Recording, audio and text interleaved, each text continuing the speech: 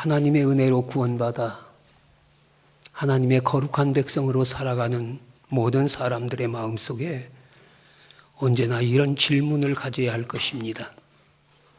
나는 어디에 내 마음을 쏟고 살아왔으며 어디에 내 마음을 쏟고 살아가고 있는지, 나는 이 세상을 살면서 뭘 기대하고 살아왔으며 뭘 기대하며 살아가기를 원하는지,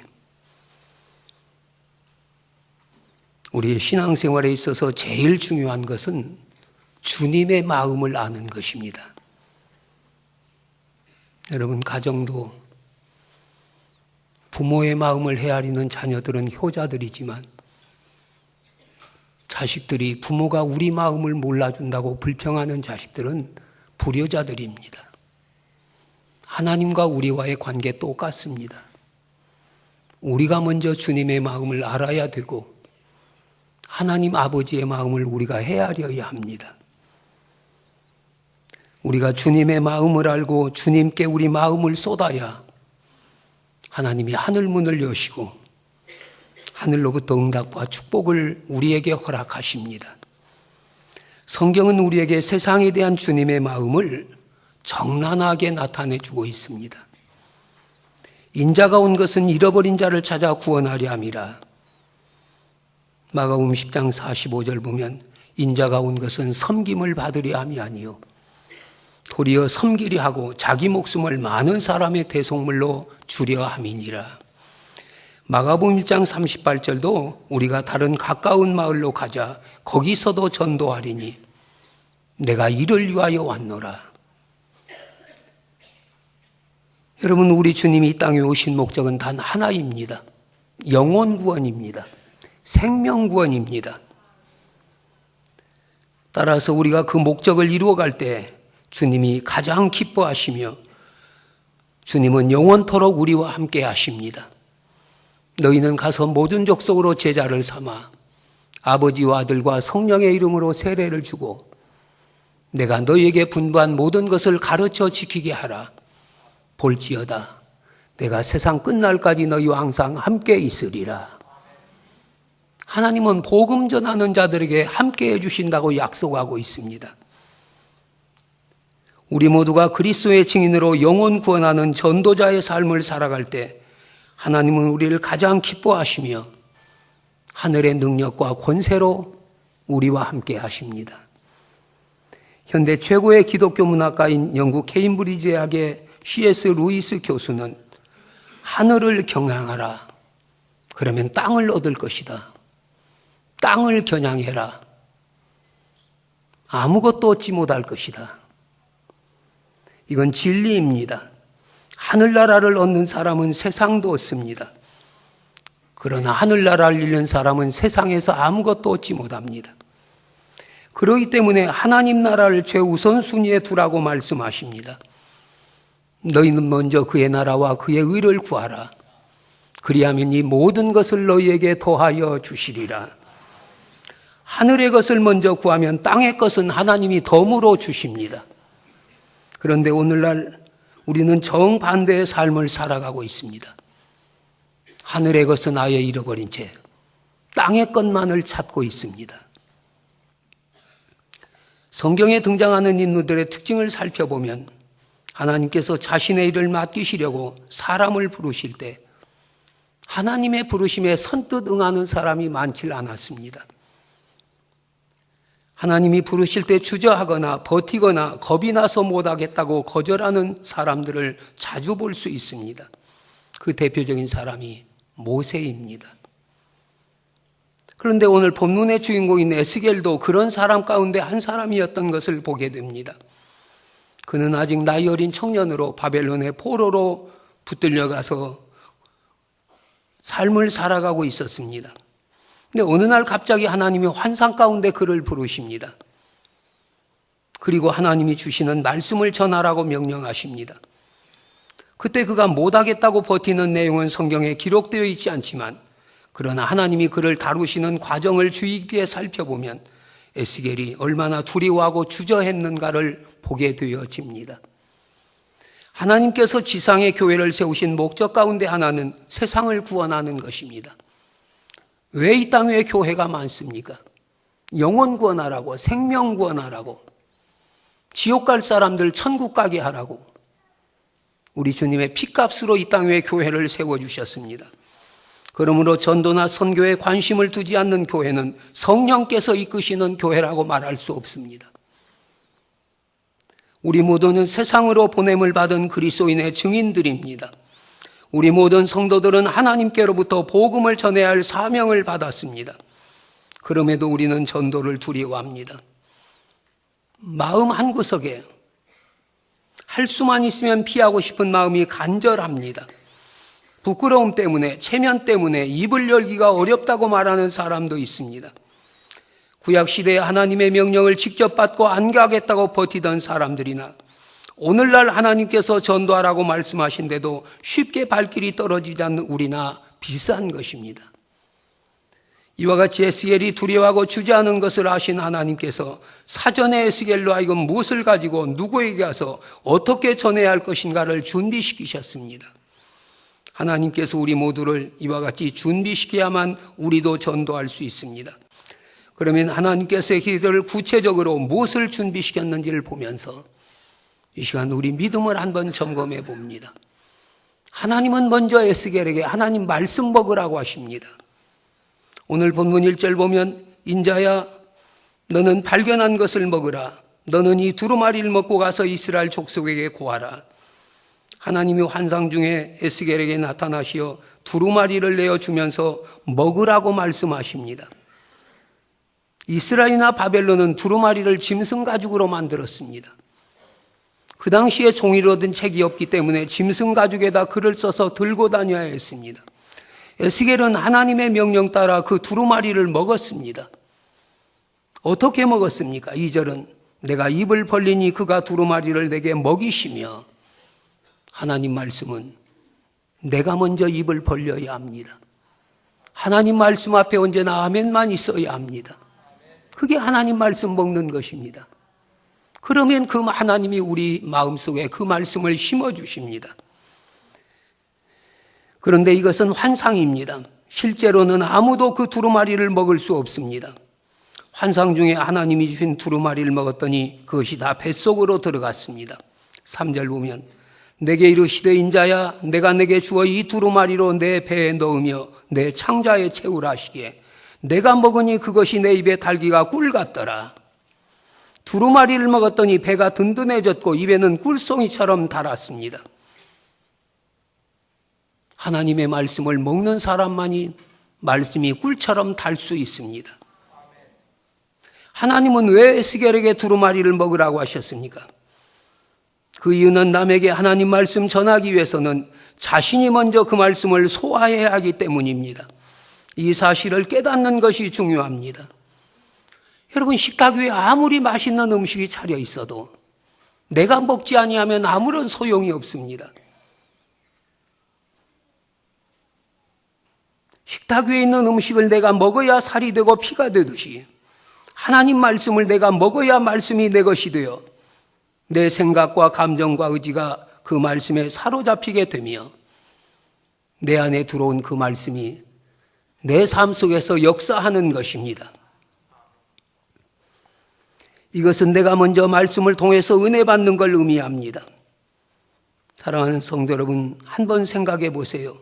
내가 먼저 하나님의 말씀을 먹어 내 안에 가득 채우지 않고서 내가 먼저 그 말씀을 내 입에 꿀송이처럼 단 것으로 받아들이지 않고서 어떻게 다른 사람에게 확신을 가지고 전할 수 있습니까? 내가 확신이 없이 어떻게 남에게 마음을 움직일 수 있습니까? 하나님 말씀에 대한 감동이 없는데 내가 어떻게 말씀으로 다른 사람을 감동시킬 수 있습니까? 그럴 수 없는 것입니다. 그렇기 때문에 하나님은 에스겔에게 먼저 말씀을 먹으라고 하셨습니다. 이 세상에 나가서 복음을 전하기 위해서는 우리도 에스겔처럼 먼저 복음의 말씀을 먹어야 합니다. 우리 손에는 성경이 들려져 있습니다. 이 성경의 대주제는 예수 그리스도이십니다. 창세기부터 요한계시록까지 모든 내용을 꿰뚫는 단 하나의 주제가 있다면 그건 예수 그리스도이십니다. 예수님이 이 세상에 오셔서 나를 구원하시고 십자가를 지신 이야기가 쓰여 있습니다. 죄와 사망의 권세를 이기시고 부활하신 영광스러운 이야기가 성경에 기록되어 있습니다.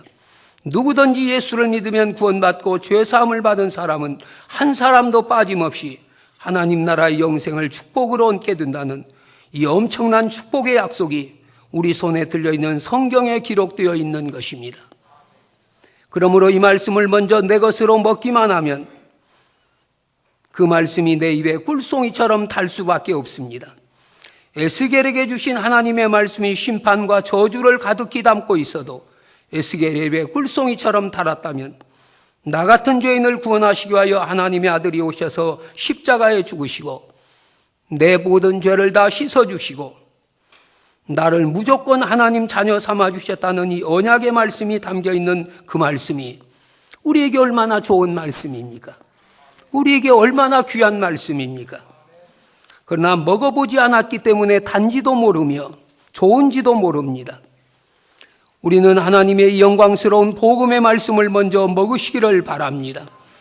그래서 그 말씀이 우리 안에 풍성히 거해야 합니다.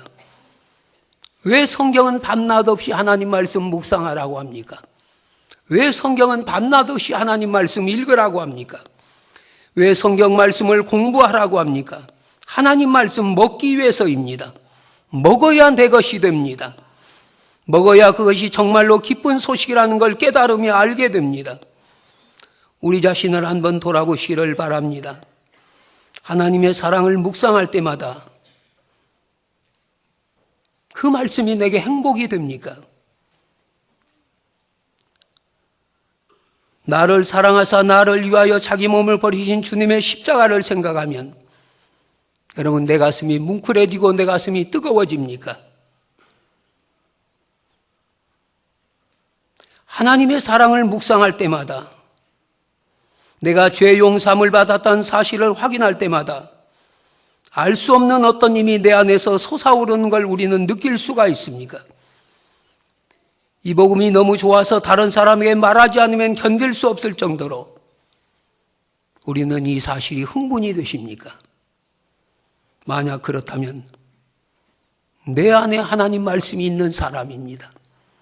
내 안에 그 말씀이 꿀처럼 단 사람입니다. 그 말씀의 단맛을 아는 사람입니다. 이렇게 돼야 비로소 다른 사람에게 예수 믿으시라고 자신 있게 확신 있게 말할 수 있는 것입니다. 사랑하는 성도 여러분, 날마다 말씀을 읽으며 십자가 앞으로 가까이 나가시기를 바랍니다. 거기서 하나님의 사랑을 깨달으시기를 바라며 하나님의 사랑을 체험하시기를 바랍니다. 이와 같이 복음의 말씀을 내가 먼저 먹을 때 나를 통해서 보이지 않는 놀라운 힘이 다른 사람을 향해 뻗어나가게 됩니다. 그리고 하나님을 거부하던 완악한 사람이 예수 그리스도의 복음을 듣고 변화되게 되는 것입니다. 이 일을 위해서 우리가 먼저 하나님 말씀 먹으시기를 바랍니다.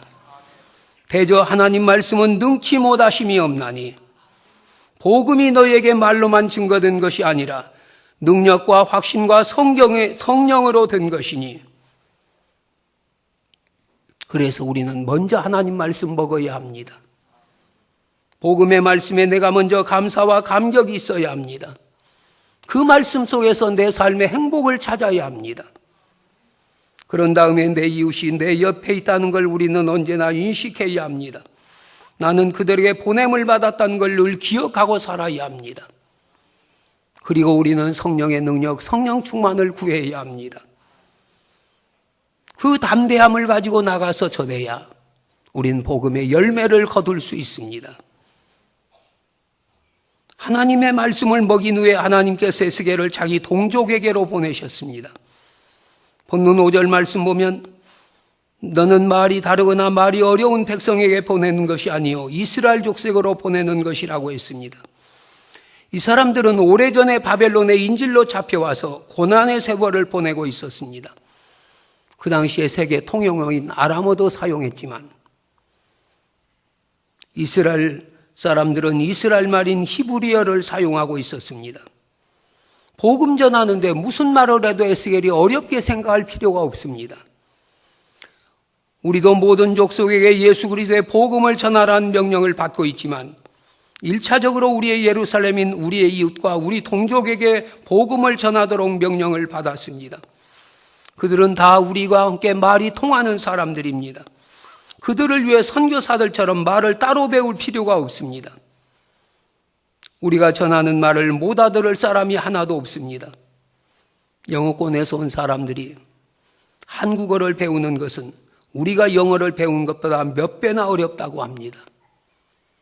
왜? 우리말은 참 한 가지를 표현하는데도 어휘가 다 다르지 않아요. 그러니 초창기 온 선교사들이 얼마나 우리에게 복음을 전하기 위해서 고통스럽게 우리말을 배웠겠습니까? 하나님은 우리에게 말이 안 통하는 사람에게 전도하라고 하지 않으셨습니다. 언제든지 말을 걸면 통하는 사람에게 전도하라고 말씀하셨습니다. 그럼에도 불구하고 왜 우리가 주저해야 합니까? 왜 우리가 두려워해야 합니까? 여러분 스스로 한번 자문해 보시기를 바랍니다. 나는 왜 복음을 말하지 않고 왜 복음을 전하지 못하는가? 에스겔은 이스라엘에게 가서 복음 전하라고 하시며 담대한 마음을 주십니다.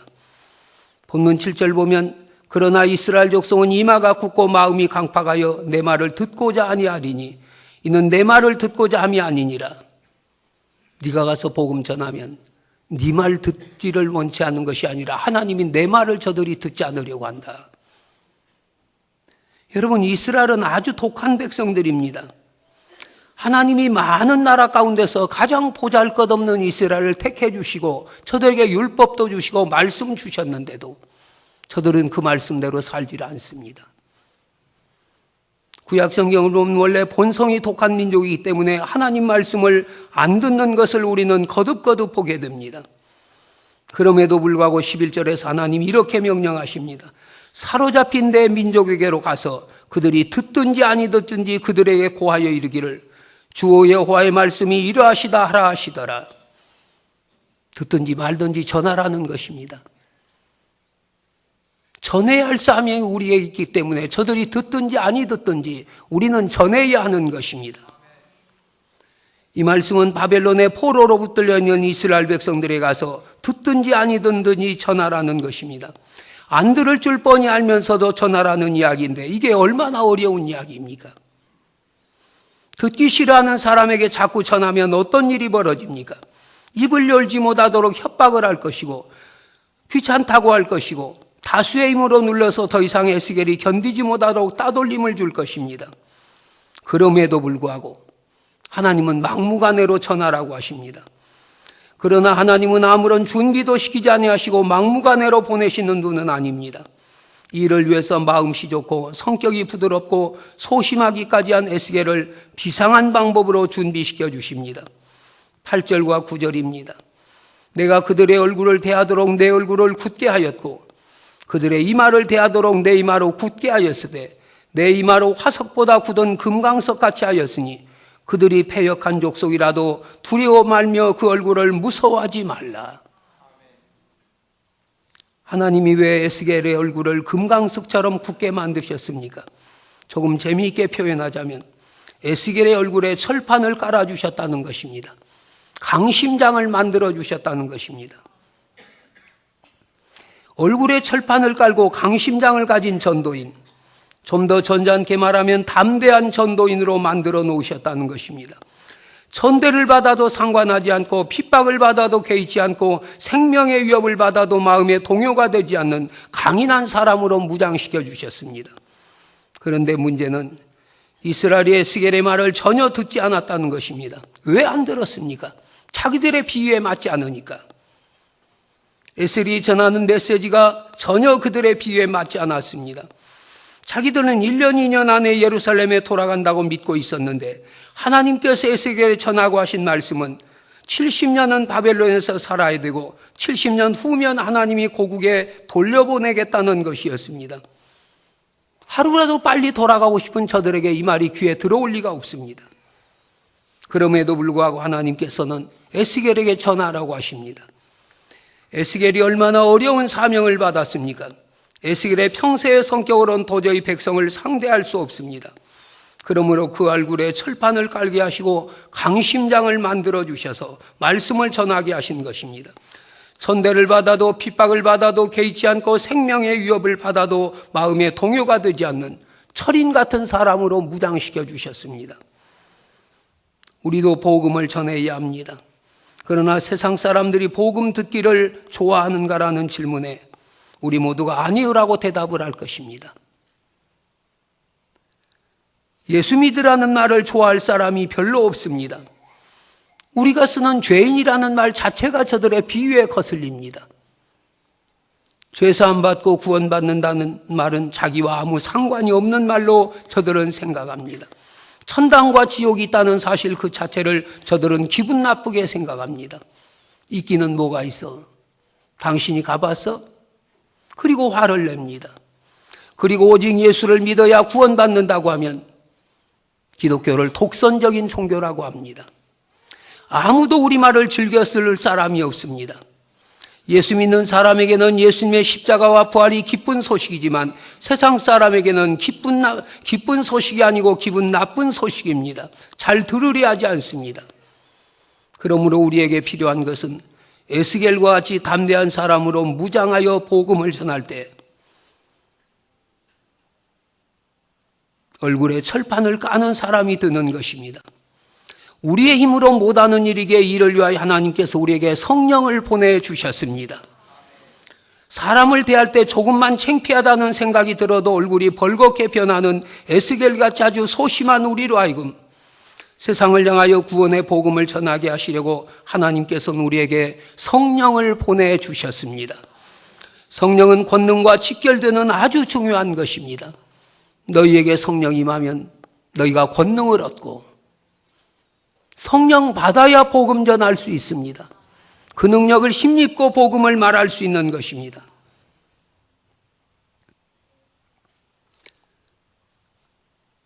그러므로 우리가 성령을 받으면 권능을 얻고 에스겔처럼 담대해질 수 있습니다.